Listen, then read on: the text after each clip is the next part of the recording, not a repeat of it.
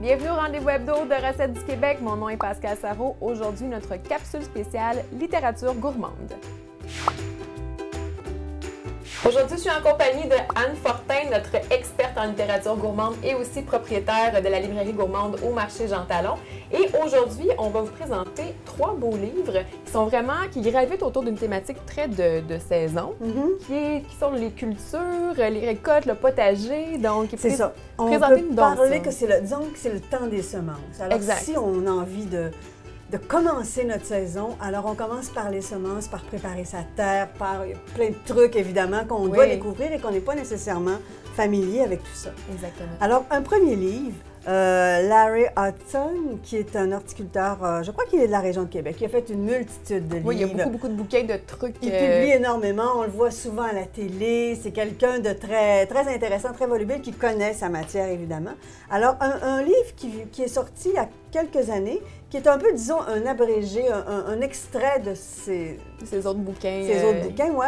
Alors, ça s'appelle, le titre, donc, ce sont « Les idées du jardinier paresseux pour un potager ». Jardinier paresseux, on l'est finalement peut-être un peu tous. On aime peut-être un peu abréger le travail. Souvent, c'est juste le soir ou tôt le matin qu'on a le temps de travailler. Obtenir des résultats malgré tout. Voilà, exactement. L'objectif, c'est d'avoir des tomates quand on a quelques plants de tomates. Hein, on va avoir les récoltes. Alors, donc, c'est l'idée d'avoir le plus beau jardin possible avec un minimum de temps et un maximum de résultats. C'est vraiment agréable, c'est vraiment bien fait. Il y a plein de trucs qu'il peut nous donner, comment préparer sa terre simplement pour justement éviter d'avoir des insectes ravageurs, parce que quand on a des insectes, là, il y a beaucoup de travail à faire. Oui. Donc, il y a plein de trucs qu'il nous donne à tous les points de vue au niveau du financement du travail, des récoltes, des conservations, bon. Moi, je vois un autre livre en dessous qui m'intéresse beaucoup, juste avec le design de la couverture, un balcon à croquer, le guide des filles qui veulent un potager sans trop se fatiguer et sans se salir les mains. Sans se salir les mains, c'est trop agréable. C'est vraiment un livre coup de cœur pour beaucoup de monde. On dit le guide des filles. C'est sûr que c'est souvent les filles qui prennent l'initiative de fleurir le balcon, d'avoir quelques légumes, d'avoir des herbes pour cuisiner. On aime toujours aller récolter son basilic sur le balcon. Et beaucoup d'humour, beaucoup d'humour. On peut voir certaines photos à l'intérieur, des caricatures de filles qui vont aimer souvent prendre l'apéro en même temps qu'on va, retirer quelques mauvaises herbes, mais c'est à peu près tout. Mais les ongles bien faits et sans se salir les mains, comme l'indique le titre. Ce qui est intéressant aussi, c'est qu'on nous indique un peu le niveau de difficulté par type de plantaison qu'on veut faire, ce qui peut déjà vous indiquer est-ce que c'est pour moi ou pas. Peut-être que pour la première année, on ne veut pas trop se risquer, donc c'est déjà bien d'avoir une espèce d'échelle de difficulté pour les différentes choses. Du moins, moi, ça m'accroche beaucoup. Oui, tout à fait. On ne perd pas son temps. Encore une fois, c'est vraiment des livres efficaces. Hein? Surtout qu'on n'est pas déçus. On n'est pas déçus d'avoir des résultats ou d'avoir des bibittes ou peu importe. Non. On sait que c'est à notre niveau, finalement. Vous allez adorer ce petit livre. Je sais. Effectivement. Ici, c'est un peu plus sérieux, par contre. Oui, là, c'est sérieux. Là, c'est sérieux. Et là, c'est vraiment fait par, entre autres, la maison Éco-Société, la maison d'édition Éco-Société, qui est quand même connue pour faire des livres importants, impliqués socialement. Alors, Le jardinier maraîcher, c'est un livre qui vient de sortir récemment par l'auteur qui s'appelle Jean-Martin Fortier. Et en sous-titre, Manuel d'agriculture biologique.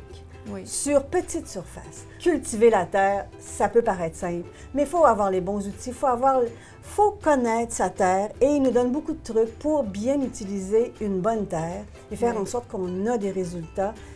Et c'est toujours évidemment en fonction de l'agriculture biologique.